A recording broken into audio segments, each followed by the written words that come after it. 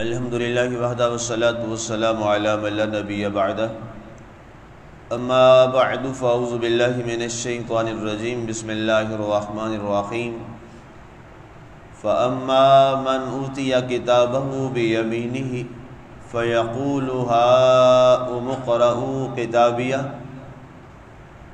إِنِّي ظَنَنْتُ أَنِّي مُلَاقٍ حِسَابِيَهْ فَهُوَ فِي عِيشَةٍ رَاضِيَةٍ فِي جَنَّةٍ عَالِيَةٍ قُطُوفُهَا دَانِيَةٌ۔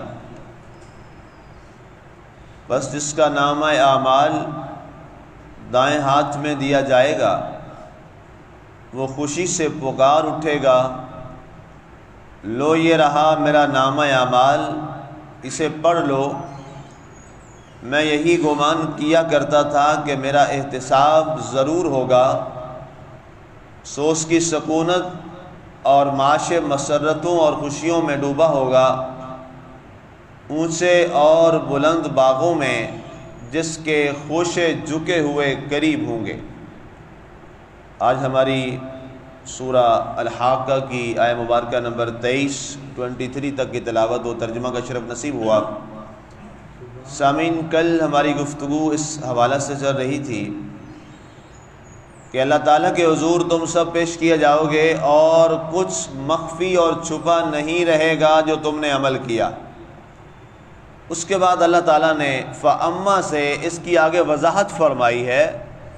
فا کا جو لفظ ہے قرآن پاک میں جہاں بھی آیت کے آغاز میں شروع میں آئے تو اس کا مطلب ہوتا ہے کہ اللہ تعالیٰ کسی ایک چیز کی وضاحت کرنا چاہتا ہے جو پچھلی آیت میں چھپی ہوئی ہے۔ فا تفسیریہ عربی گرامیٹیکلی طور پہ تو فرمایا فَأَمَّا مَنْ أُوتِيَ كِتَابَهُ بِيَمِينِهِ، بہرحال وہ شخص، وہ خوش نصیب آدمی جسے اللہ تعالیٰ اس کا نامہ اعمال دائیں ہاتھ میں عطا فرمائے گا۔ کل میں نے عرض کیا تھا کہ 3 بار ہمیں اللہ کے حضور پیش کیا جائے گا حساب و کتاب کے لیے۔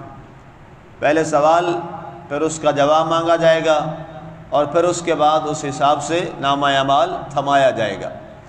تو جس کو اللہ تعالیٰ دائیں ہاتھ میں نامہ اعمال دے گا ظاہر ہے وہ نیک اور صالح اور پاکیزہ انسان ہوگا۔ اس کے بارے میں اللہ نے فرمایا فَيَقُولُ، اب جب اس کو نامہ اعمال اللہ تعالیٰ دائیں ہاتھ میں دے گا تو وہ وہاں لوگوں میں یہ کہے گا ہاؤم اقرءوا کتابیہ، کہ اللہ تعالیٰ کا شکر ہے کہ یہ ہے میرا نامہ اعمال ہے، لوگوں اسے پڑھ لو۔ اب ظاہر ہے وہ بچہ جو امتحان میں فیل ہو جائے وہ تو اپنا رزلٹ کارڈ لوگوں کو نہیں دکھاتا، بچوں کو نہیں دکھاتا، وہ تو چھپتا پھرتا ہوتا ہے اور پوچھے جناب کیا نتیجہ آیا ہے تو خاموشی سے دائیں بائیں ہو جاتا ہے۔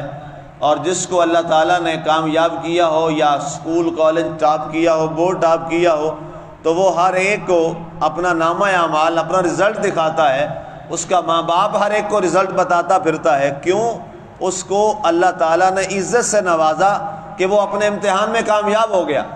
بالکل یہی والا منظرنامہ وہاں ہوگا کہ جس کو اللہ تعالیٰ اس کے امتحان میں کامیاب فرما دے گا وہ لوگوں سے اپنا نامہ اعمال دکھاتا پھرے گا، لوگوں دیکھو میں نے دنیا کی زندگی اللہ اور اللہ کے رسول کے احکامات کی بجا آوری میں گزار دی، اللہ نے آج مجھے آخرت کے اندر سرخرو فرما دیا۔ اور یہ کتنا خوشی کا لمحہ ہوگا۔ اندازہ کیجئے نا، دنیا کے چھوٹے چھوٹے امتحانات ہیں، آخرت کے مقابلے میں یہ تو کچھ بھی نہیں ہے، بہت چھوٹے چھوٹے امتحانات ہیں۔ ایک چھوٹا سا بچے سے لے کر ایک بڑے سے بڑے آفیسر کی سلیکشن تک، جب وہ اپنے کسی امتحان میں وہ کامیاب ہوتا ہے، وہ CSS کر جاتا ہے، وہ ایک آفیسرز کی جتنی جابز ہیں وہاں اس میں وہ کامیاب ہو جاتا ہے، تو اس کے بعد وہ اپنی کامیابی کی کس قدر خوشی اور راحت محسوس کرتا ہے کہ وہ جو ساری رات جاگ کر محنت کیا کرتا تھا، لوگ سو رہے ہوتے تھے، گھر والے سارے آرام کر رہے ہوتے تھے، وہ بیٹھ کر محنت کر کے پڑھ رہا ہوتا تھا، وہ کہتا میری ساری محنت واپس آ گئی اس خوشی کے بعد کہ اللہ نے مجھے کامیابی دی ہے۔ بالکل یہی حال اس روز اس انسان کا ہوگا جس نے راتیں جاگ کے مالک کے لیے گزاری ہوں گی، جس نے مشکل تو گزار لی لیکن لقمہ حرام نہ کھایا، حلال کما کے کھایا اور اپنے نامہ اعمال کو اپنے معاملات زندگی کو، اپنے رشتہ داریوں کو، اپنے کردار کو، کریکٹر کو، سب کو اچھا اسلام کے مطابق ڈال کے مشکلات کے ساتھ گزارا کرتا رہا، لیکن اس روز جب اس کو نامہ اعمال دائیں ہاتھ میں دیا جائے گا وہ اپنی ساری مشکلوں کو بھول جائے گا اور جنت کی رہنائیوں میں گم ہو جائے گا۔ اس لیے ایمان والوں، جیسے ایک طالب علم، کوئی اور شخص امتحان دینے والا عارضی مشکلات کو بھول جاتا ہے اور عارضی مشکلات کو کوئی اہمیت نہیں دیتا، کیوں؟ اس کو پتہ ہوتا ہے مستقبل میں مجھے اس کا نتیجہ بڑا اچھا ملے گا اور مجھے بڑی کامیابی ملے گی۔ تو اسی طرح جب دنیا کی عارضی زندگی میں ہم یہ سوچتے ہیں تو آخرت کی زندگی تو بہت لمبی زندگی، وہ تو نہ ختم ہونے والی ہے۔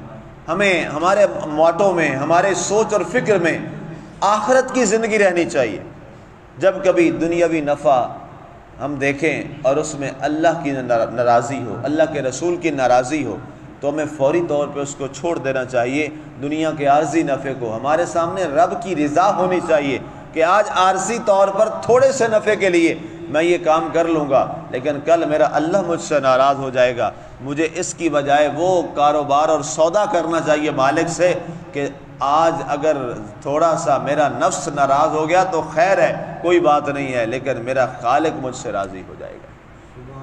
یہ سوچ اور یہ فکر جو ہے یہ ہمیں اللہ تعالیٰ نے، ہمیں اسلام میں اللہ تعالیٰ نے ہمیں اپنے دین میں عطا فرمائی۔ اور چونکہ قرآن پاک میں جہاں جہاں آیا ہے، قرآن میں لفظ دین آیا ہے، مذہب تو آیا نہیں، دین ہے۔ وَالَّذِي أَرْسَلَ رَسُولَهُ بِالْهُدَىٰ وَدِينِ الْحَقِّ، اللہ وہ ہے جس نے اپنے رسول کو ہدایت کے ساتھ بھیجا اور سچے دین کے ساتھ بھیجا۔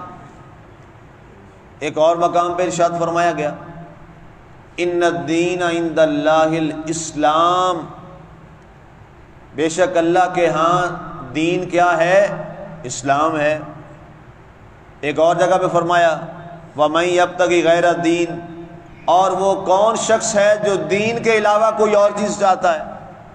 پورے قرآن پاک میں یہ ہم یہاں پہنچ چکے ہیں، 29 پارہ کی سورہ حاقہ تک پہنچ آئے ہیں۔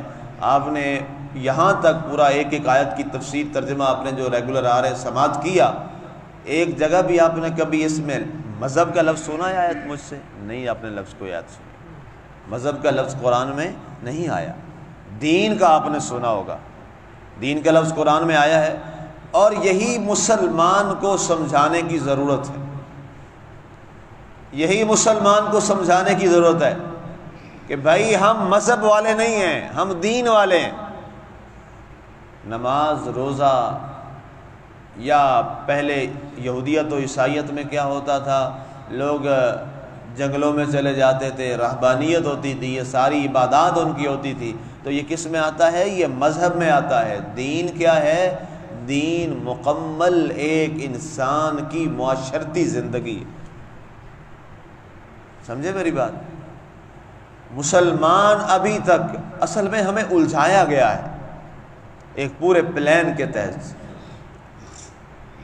اگر آپ گورے کو پڑھیں نا جی، اسلامائزیشن پہ جو وہ کام کر رہے ہیں، جتنے بڑے بڑے ان کے ادارے مدرسے ہیں نا جی اسلام پہ ریسرچ کے لیے، اتنے مسلمانوں کے مدرسے نہیں ہیں بڑے، یہ میں آپ کو حقیقت بتا رہا ہوں۔ ورلڈ ٹیچنگ اسکولنگ سسٹم پہ اگر آپ کبھی دیکھیں، اس کا یہ آپ اس پہ اسٹڈی کریں، کبھی آپ کو کوئی موقع ملے یا اپنے کسی بچے سے کہیں کہ آپ کو نیٹ سے نکال کے دے، تو آپ حیران ہو جائیں گے جتنے بڑے بڑے ادارے ان کے پاس ہیں اسلام پہ تحقیق کرنے کے لیے، ہمارے پاس بھی نہیں ہیں، اتنے لیٹسٹ قسم کے ہیں۔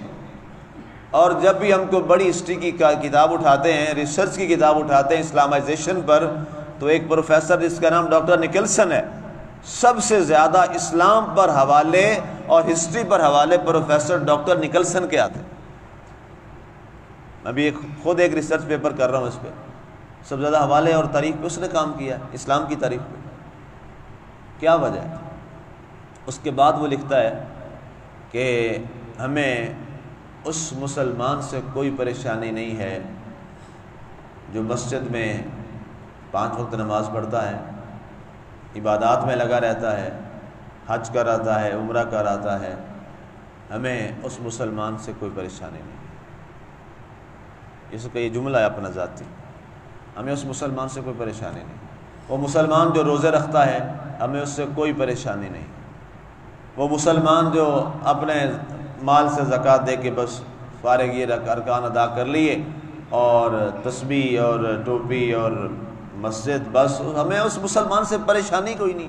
کہتا ہے ہم تمہیں مسجدیں بنا کے دیتے ہیں تو وہاں بیٹھ کے اللہ اللہ کرتے رہو۔ وہ کہتا ہے ہماری لڑائی اس مسلم سے ہے جو اسلام کو مسجد سے نکال کر معاشرے میں لے کے آتا۔ ہمیں پریشانی اس مسلمان سے۔ کتنی خطرناک بات اس نے کی، اور یہی اصل بات ہے، اور ہمیں یہی اسی میں الجھا کے رکھ دیا گیا۔ جو خانقاہ میں بیٹھا ہے، دربار میں بیٹھا ہے، وہ دربار میں ہی بیٹھا ہے، اس کا سارا اسلام اسی خانقاہ میں ہے۔ جو مسجد میں بیٹھا ہے اس کا سارا اسلام مسجد میں رہ گیا۔ حالانکہ یہاں تو بہت تھوڑے سے ٹائم کے لیے۔ اصل اسلام کیا ہے؟ جس معاشرے میں ہم رہ رہے ہیں، جس سوسائٹی میں آپ رہ رہے ہیں، وہ کہتا ہے کہ وہ مسلم جو یہ سوچ رکھتا ہے کہ میں نے اپنے اسلام کو اپنی سوسائٹی میں لانا ہے، کہ میں جب کاروبار کروں گا تو میرے کاروبار میں اسلام جھلکے، میں رشتہ داروں میں رہوں گا تو میری رشتہ داری میں اسلام جھلکے، میں معاشرے میں رہوں گا تو میرے پڑوسیوں کے ساتھ میرا اسلام جھلکے، میں اگر کہیں سفر پہ جا رہا ہوں تو میرے ساتھ جو ہم سفر ہے اس کے ساتھ میرا اسلام والے رویے ہوں، میں راستے پہ چل رہا ہوں تو راستے پر چلتے ہوئے میرے کریکٹر میں اسلام نظر آئے۔ یہ وہ چیزیں ہیں جو آج کا مسلمان پریکٹیکلی ساری چیزیں کھو چکا، اور اس کی بہترین مثال آپ کو یہ نظر آتی ہے۔ اس کی مثال آپ دیکھیں کہ جناب مسجد کی ٹوٹی محفوظ نہیں، مسجد کا لوٹا محفوظ نہیں، مسجد کا پرانا جوتا محفوظ نہیں۔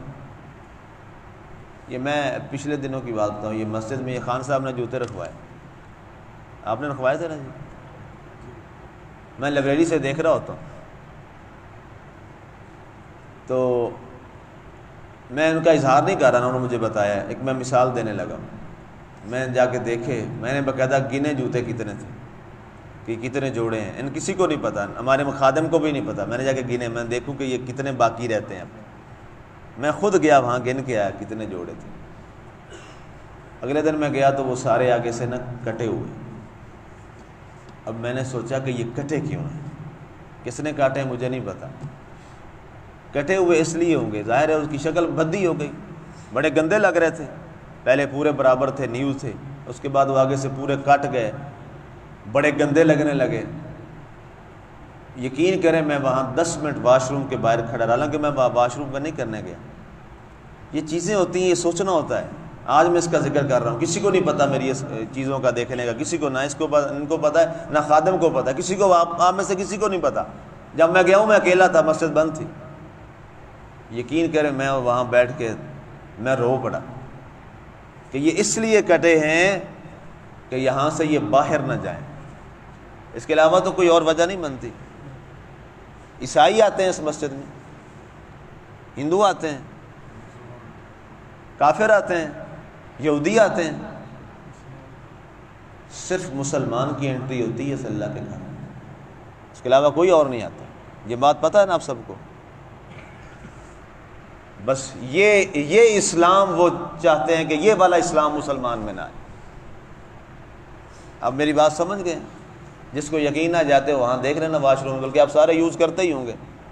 وہ جوتا پہنتے ہوئے کتنی شرم آتی ہے بندے کو، بیچارے نے اتنا خرچہ کیا، لیکن وہ پریشان ہے، جس نے بھی کاٹے ہیں اسی پریشانی کی وجہ سے کاٹے ہیں، مجھے پتا ہے کہ اس نے کیوں کاٹے ہیں، کہ یہ جوتے چلے جائیں گے باہر یہاں سے، یہاں یہ نہیں رہیں گے۔ تو بتاؤ مسجد میں آ کے ہم نے کون سا پھر اسلام لا لی؟ اس لیے مسلمانوں میری گزارش ہے، دین لاؤ اپنے اندر، دین، اور وہ دین نکالو اپنی سوسائٹی میں، معاشرے میں۔ معذرت کے ساتھ ہمارے ممبر والے بھی یہ باتیں نہیں کرتے، قوم کو صرف نماز روزہ زکوٰۃ حج پہ ہی الجھا رکھا ہے۔ وہ بھی مجرم ہے، ہم بھی مجرم ہیں، سارے مجرم ہیں۔ اسلام کو دین بنا کے لے آؤ۔ یہاں جناب یہ چپل جہاں پر 100-200 والی محفوظ نہیں ہے، یہاں جناب کولر کے ساتھ گلاس کے زنجیر لگی ہے، 10 روپے کا پلاسٹک کا گلاس ہے، تو کون سا اسلام، کون سی نماز؟ کچھ بھی نہیں ہے۔ اس لیے پریکٹیکل مسلم بنیے، عملی مسلمان بنیے۔ یہاں سونا بھی پڑا ہو تو مسلمان کو پتہ ہو میرے رب نے منع کیا ہے، نہیں اٹھانا۔ یہ ہے اسلام، یہ ہے میرے معاشرے کا اسلام، یہ ہے پریکٹیکل مسلم۔ اور جہاں صرف آنے والے ہی مسلمان ہوں، کبھی کوئی اور شخص آ ہی نہیں سکتا، نہ آتا ہے۔ عیسائی تو یہاں نہیں آئے گا، کوئی بھی نہیں آئے گا، آئے گا تو صفائی کر کے چلا جائے گا۔ وہ تو کبھی یہ جرت ہی نہیں کرتا، شاید وہ عملی طور پہ ہم سے اچھے بھی ہوں، یہ بھی بات واضح ہے، وہ ہم سے اچھے ہوں اور وہ زیادہ احترام کرتے ہوں ہماری مسجد کا، لیکن مسلمان ہے کہ وہ جوتا چھوڑنے کے لیے تیار نہیں ہے۔ تو یہ تکلیف دہ باتیں ہیں۔ تو یہ قرآن ہمیں کیا کہہ رہا ہے؟ اور غور تو کرو، اس پہ دیکھو تو صحیح۔ کیا تم نہیں چاہتے کل نامہ اعمال تمہارے دائیں ہاتھ میں ہو، تم اللہ کے حضور اس انداز میں پیش ہو کہ تم دنیا کی عارضی اور یہ شیطانی سوچوں سے نکل کر اپنے مالک سے حقیقی رشتہ اور تعلق جوڑو؟ انی ظننت انی ملاق حسابیہ، میں یہی گمان کیا کرتا تھا کہ میرا احتساب ضرور ہوگا۔ کیا یہ ہم سارے اس بات کا خیال کرتے ہیں؟ اگر مسلمان یہ سوچ لے کہ انی ظننت انی ملاق حسابیہ، کہ میرا ضرور احتساب کیا جائے گا، میری اکاؤنٹیبلٹی ہوگی، تو کیا مسلمان یہ گنونی اور گھٹیا حرکتیں کر سکتا ہے؟ نہیں کر سکتا۔ مسلمان یہ عمل تب کرتا ہے جب وہ اپنے حساب اور کتاب کو بھول چکا ہوتا۔ ایک کیمرے سے تو ہم ڈرتے ہیں، کتنے افسوس کی بات ہے۔ ایک کیمرہ جہاں لگا ہو اس سے تو ڈرتے ہو، رب کی ذات سے نہیں ڈرتے جو کیمرے سے کہیں زیادہ نہیں دیکھتا۔ کیمرہ لگاؤ، لوگ ڈر رہے ہوتے ہیں، یار کیمرہ لگا ہے۔ اور کیمرے کی بنائی ہوئی آنکھ سے تو ڈرتا ہے جس کی آنکھ ہر لمحہ تجھے ملاحظہ کر رہی ہے، وہ کیمرے سے بھی کم ہو گیا۔ یہ ہے نحوست اور یہ ہے تکلیف دہ بات۔ اس کا مطلب ہے ہم نے رب کو تو مانا ہی نہیں ہے، ہم نے تو کیمرے کو مان لیا، کیمرے سے ڈر گئے لیکن رب سے نہیں ڈرے۔ کیا مطلب ہوا؟ پھر لا الہ کو فائدہ ہوا؟ کوئی فائدہ نہیں۔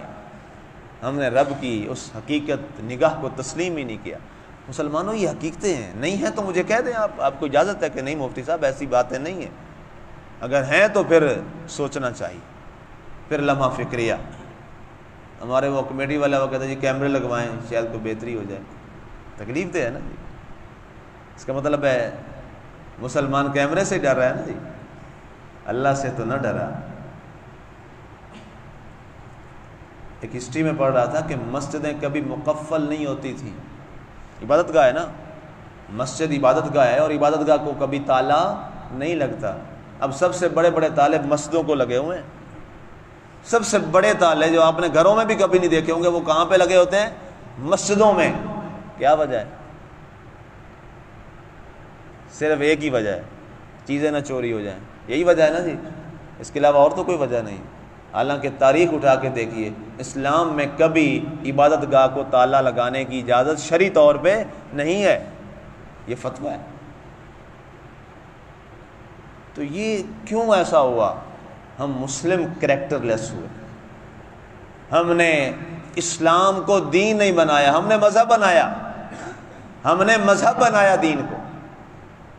تو آج کا درس کا خلاصہ اور اس آیت کا کہ مجھے یہ گمان تھا کہ میرا حساب ہوگا، میرا احتساب ہوگا، مسلمانوں میرے اس پیغام کو آگے بھی پھیلائیے، آگے بھی لوگوں کو بتائیے، اپنے گھر میں، معاشرے میں، دوستوں میں، جہاں تک میری آواز جا رہی ہے اس کے ذریعے سے، کہ ہم نے مذہب سے نکل کر دین میں آنا ہے، مذہب سے نکل کر دین میں آنا ہے۔ اسلام کو مذہب نہیں، اسلام کو دین بنانا ہے، اور جب دین بناؤ گے پھر تالے لگے ہوں نہ لگے ہوں، کھلی پڑی ہو مسجد، جو بھی ہو، یہاں جو قیمتی چیز پڑی ہو کوئی نہیں اٹھائے گا. کیوں؟ اب مذہب نہیں رہا، ہم جناب دین والے ہو گئے. آج کا یہی اہم درس ہے اور آج کی آیت کا یہی پیغام ہے کہ ہم میں سے ہر ایک کو اللہ کے حضور حساب کے لیے پیش ہونا ہے اور ہمارا احتساب ہوگا. اللہ ہمیں اس حساب والے دن کی تیاری کی توفیق عطا فرمائے اور ہم مسلمانوں کو یہ شعور دے اور شعور دینے والوں کو بھی یہ شعور دینے کی توفیق دے کہ ہم نے ایک مکمل مسلمان بننا ہے، دینی مسلمان. آمین. وما علینا الا البلاغ المبین.